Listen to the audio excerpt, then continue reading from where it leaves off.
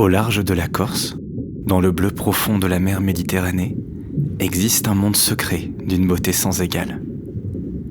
Le fond marin, sculpté continuellement par les aléas des courants au fil du temps, est parsemé de coraux aux couleurs rougeoyantes qui abritent de nombreuses espèces.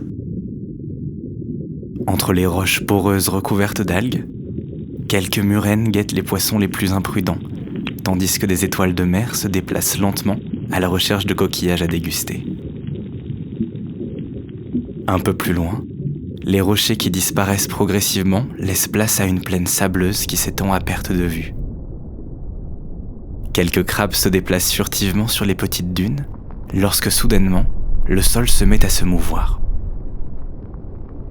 Une masse de sable s'élève lorsqu'une silhouette singulière se dévoile progressivement. Se détachant du fond, un corps plat et élancé, terminé par une longue nageoire presque triangulaire, se dégage lentement. De chaque côté de ce corps fuselé, 2 paires de nageoires supplémentaires semblent former des voiles. Il s'agit de Circé, une femelle requin-ange de plus de 2 mètres de long, et il est temps pour elle d'aller chasser. Une fois complètement extirpée de sa gangue sableuse, la voici qui s'élance. Circé nage avec légèreté au-dessus du fond marin. Ses nageoires ondulant au rythme de l'eau forment comme 2 majestueuses paires d'ailes. Elle est en quête d'une nouvelle cachette pour guetter son futur repas. Alors qu'elle évolue avec grâce dans le monde du silence, elle finit par découvrir, au bord d'une prairie de posidonie en fleurs, le lieu idéal. Il s'agit d'une butte ensablée, à proximité des plantes marines.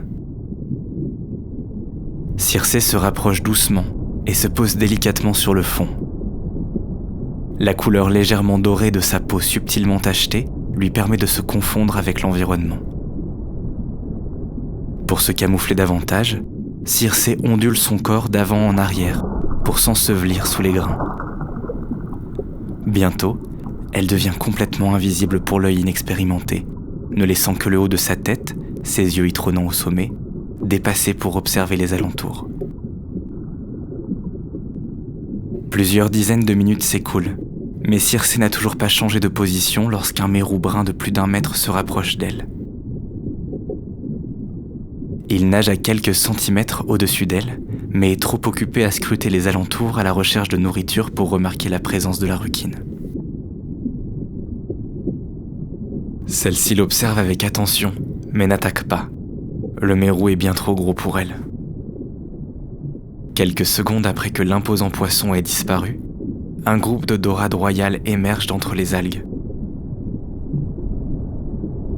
Leurs écailles reflétant au rythme de leurs mouvements les rayons du soleil que l'eau laisse encore traverser. L'une d'entre elles se détache du groupe à la recherche de petits mollusques. Elle ne le sait pas encore, mais elle est sur le point de se jeter dans la gueule de l'ange. Lorsque la dorade se retrouve à portée, Circé propulse presque instantanément sa mâchoire en avant, saisissant en un rien de temps le poisson argenté. Des volutes de sable sont projetées dans tous les sens sous l'effet de la puissance de la charge. En quelques bouchées, Circé avale intégralement le poisson avant de se poser à nouveau sur le fond. Cette formidable attaque, bien que rapide, a été éprouvante pour elle et elle doit se reposer. Quelques heures plus tard, Circé est brusquement tirée de sa léthargie lorsque le sol se met à trembler. Elle n'a que quelques secondes avant d'être entraînée par un gigantesque filet qui racle le sol. La requine évite de justesse la menace en se propulsant à toute vitesse grâce à ses nageoires puissantes. Mais d'autres animaux n'ont pas cette chance. Poissons, requins, poulpes, raies, crabes, tous se retrouvent pris au piège. Le filet est tiré sur plusieurs kilomètres par un chalutier à la surface, puis est brutalement remonté, emportant avec lui tous les êtres capturés.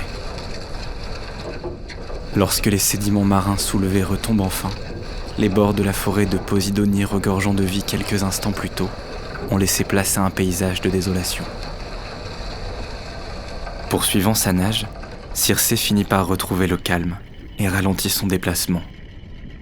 Il lui est de plus en plus difficile de trouver un habitat convenable pour vivre, car le chalutage détruit petit à petit les fonds marins et emporte ses congénères. Mais tout n'est pas encore perdu. À l'abri dans son ventre, grandit doucement l'espoir qu'un jour, les requins-anges puissent retrouver la prospérité d'autrefois.